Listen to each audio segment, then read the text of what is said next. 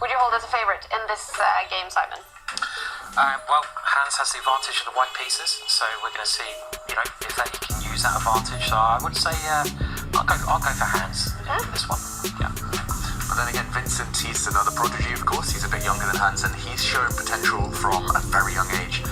He won this huge tournament in Grenka. I think he was 12 years old, head of several Grandmasters, stormed to victory there. And he's a bit older now, more experienced, and his level's steadily increasing. He's got a decent coach as well, hasn't he? Very good coach. I mean, if you want to get one coach in the world, that's a good question. If you could pick one guy to be your coach, obviously David is like my top one, and with Ivanka, we have both. So, but yeah, I mean, Peter Lecco is Vincent's coach and has been for a while. So, with his vast knowledge, that's got to help a lot. So, who would you go for, and you as well, Kaya, as your coach? One person, anyone in the world to be. I think it would have to be you, Simon, because then we can talk about the names of the pieces. It would be. Do you actually want to improve? And now you resign, Kaya. Just resign, Kaya. Glass of wine time. Exactly. Yes, I choose you, Simon. Every day.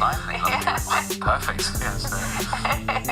Yeah, Peter Lecco, people know him nowadays as commentator, great chess player, but he was also a prodigy like these two. He was very good, very young, so I think it helps to have someone that who's been on a similar journey to yourself, no matter what the level is. If someone's experienced similar things, then that must be a bonus. And meanwhile, this started as an English opening. It's kind of a mix between an English opening and a reti now.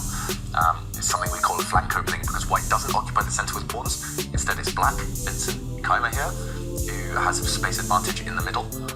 But white is very quick to develop. White's king will castle now, or at least in the next couple of moves. Then Hans needs to fight in the center of the board.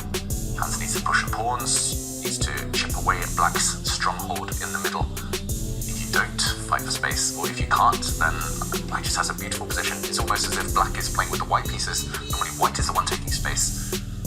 So it's very important at an early stage. It's already a critical moment, okay, Hans pushes this pawn. Looks a bit slow to me.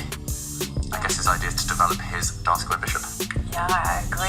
He's going to develop dark square bishop, and once he's castled the king, just do anything he can to get a pawn break there on the left.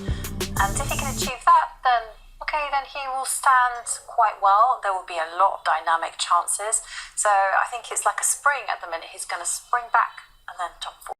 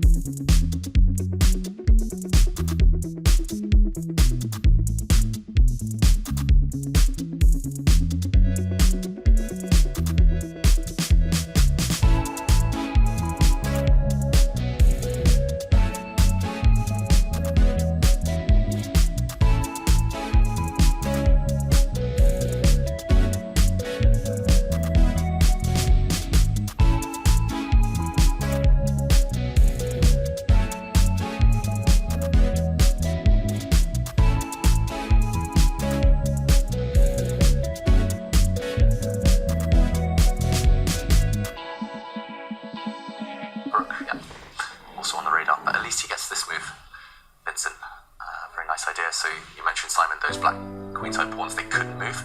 Now at least you can push it. Well, the computer disagrees, but you can push it just because that white knight was being destabilized, and some tricky knight forks incoming. Winning threat again on the board. Hans, if he gets time, okay, he looks very happy with himself. Look at his hands. I like that. He's like, yeah, good, I like that one. Hans flexing his hands. Yeah. But has he got winning move down? Yeah, Here it is. He's played it. Just winning material and the game probably. instantly. And this, we have to explain why this is winning. Let's keep an eye on the players, because we could see he's lost simply after pawn takes pawn. What else was Vincent to do? The white knight leaps forward. It's a double attack on this rook. White's bishop is hitting it. White's knight is hitting it. So if you move it, I mean, firstly, what square do you choose? If you choose this one, this is a fork. This is the secondary threat. A double attack, and you win a piece. White will emerge with an extra knight. You can't save both your rooks in the current position. So a threat to capture here, but also a threat to jump forward. Game over. Wow. Just nice geometry there. Really nice geometry by Hans Niemann. He kind of danced around with his knights. He left this knight kind of hanging. He retreated it for a second, and then leaps forward at the right moment. And yeah, not much to do. White's knight is going to give a check. Just a piece up, pretty much. I mean, okay, a little bit of work to do, but at this level it shouldn't be that much. And I mean, it was in the recent sort of press stuff that's come out. It was Agard who said that he's worked with Hans. Agard, a very respected coach, and he was praising Hans on his one-on-one tuition, just how strong Hans was at spotting tactics, as he's showing here, and also just his work effort as well. And we can see that 8 pawn's going to win the game, and he's just mopping everything up here. So yeah, smooth. Yeah, he gobbled up 1 pawn. He gobbled up a second, and the current material count is a whole knight up for white. Not much to do here for Vincent, unfortunately. This white 8 pawn is also a pass pawn. It will start motoring up the board in a moment. The white knight gets out of the way first, and then this is going to start to run. No way to defend it. Nothing for it. And Vincent, is he going to give up? Yeah, it looks like it. Yeah. It looks like it. Yeah, there it is. It's another win for Hans Niemann, a big one against his fellow teenager, Vincent Keymer.